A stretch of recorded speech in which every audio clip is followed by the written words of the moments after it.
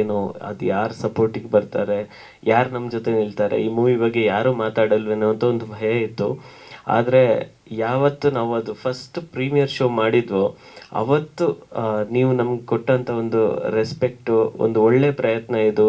ಅಂದರೆ ಒಂದಷ್ಟು ಜನ ಈ ಥರ ಮಾಡ್ಬೋದಿತ್ತು, ಇನ್ನು ಈ ಥರ ಮಾಡ್ಬೋದಿತ್ತು ಅಂತ ತುಂಬ ಕಾಳಜಿ ತೋರಿಸಿ ಮಾತಾಡಿದ್ರಲ್ಲ, ಅವತ್ತೇ ನನ್ನ ಹೃದಯ ತುಂಬಿ ಬಂತು. ಅಂದರೆ ಇಂಡಸ್ಟ್ರಿಗೆ ಬಂದಾಗ 8 ವರ್ಷ ಹಿಂದೆ ಇಂಡಸ್ಟ್ರಿಗೆ ಬಂದಾಗ ಒಬ್ಬನೇ ಇದ್ದೆ.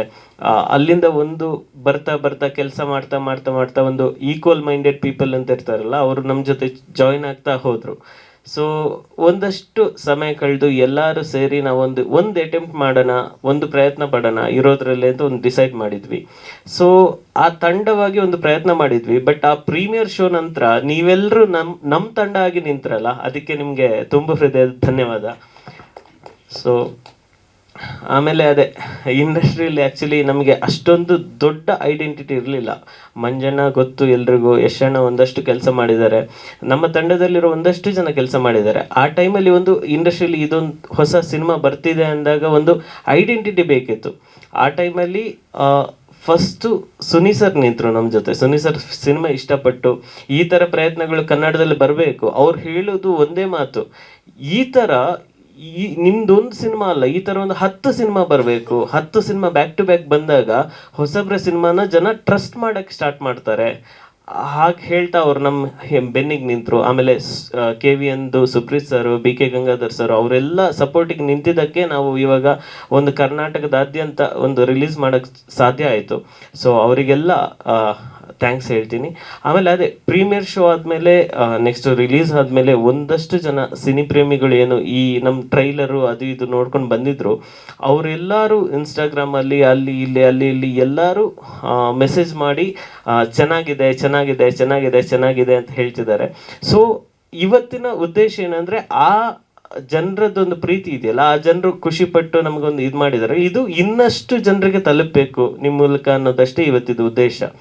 ಆಮೇಲೆ ಪಾಪ ತುಂಬ ಜನ ಹೇಳ್ತಿದ್ದಾರೆ ಏನಂದರೆ, ಒಂದು ಮಲಯಾಳಂ ಸಿನಿಮಾ ನೋಡ್ದಂಗಾಯ್ತು ಅಂತ ಹೇಳ್ತಿದ್ದಾರೆ.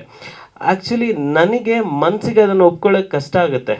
ಯಾಕೆ ಒಂಚೂರು ಚೆನ್ನಾಗಿದ್ರೆ ಯಾಕೆ ಮಲಯಾಳಂ ಸಿನಿಮಾ ಅಂತ ಹೇಳಬೇಕು? ಸೊ ನಂದು ಒಂದೇ ಒಂದು ಆಸೆ ಇದೆ, ಏನಂದರೆ ಇನ್ನೊಂದು 5 ವರ್ಷ 10 ವರ್ಷ ಕಳೆದ್ಮೇಲೆ ಒಂದು ಚೆನ್ನಾಗಿರೋ ಸಿನಿಮಾ ನೋಡಿದರೆ ಹೊರಗಡೆ ಅವರು ಇದು ಕನ್ನಡ ಸಿನಿಮಾ ನೋಡ್ದಂಗಾಯ್ತು ಅಂತ ಹೇಳಬೇಕು. ಅಲ್ಲಿ ತನಕ ನಮ್ಮ ಕನ್ನಡ ಇಂಡಸ್ಟ್ರಿ ಬೆಳಿಬೇಕು, ಅಲ್ಲಿ ತನಕ ಹೊಸಬ್ರನ್ನ ನೀವು ಪ್ರೋತ್ಸಾಹ ಮಾಡಬೇಕು ಅಂತ ಕೇಳ್ಕೊಳ್ತಾ ನನ್ನ ಮಾತನ್ನು ಮುಗಿಸ್ತೀನಿ. ಹೌದು ಸರ್, ಹೌದು ಖಂಡಿತ. ಈಗ ಮಲಯಾಳಂ ಸಿನಿಮಾ ನೋಡ್ದಂಗಾಯ್ತು ಅನ್ನೋದನ್ನ ಎಪ್ರಿಷಿಯೇಷನ್ ಆಗಿ ಎಲ್ಲರೂ ನಂಗೆ ಹೇಳ್ತಿದ್ದಾರೆ. ಬಟ್ ಅದನ್ನು ಎಪ್ರಿಷಿಯೇಟ್ ಆಗಿ ತಗೊಳ್ಳೋಕ್ಕೆ ನನ್ನ ಮನಸ್ಸು ಒಪ್ತಾ ಇಲ್ಲ. ಯಾಕೆ ನಮ್ಮ ಸಿನಿಮಾನ ಯಾಕೆ ಮಲಯಾಳಂ ಸಿನಿಮಾ ನೋಡ್ದಂಗೆ ಆಗಬೇಕು? ಅಂದರೆ ಈಗ ಹೊರಗಡೆ ಅವ್ರು ಯಾಕೆ ಹೇಳಬಾರ್ದು? ಒಳ್ಳೆ ಸಿನಿಮಾ ನೋಡಿ ಇದು ಕನ್ನಡ ಸಿನಿಮಾ ನೋಡ್ದಂಗಿದೆ ಅಂತ ಯಾಕೆ ಹೇಳ್ಬಾರ್ದು?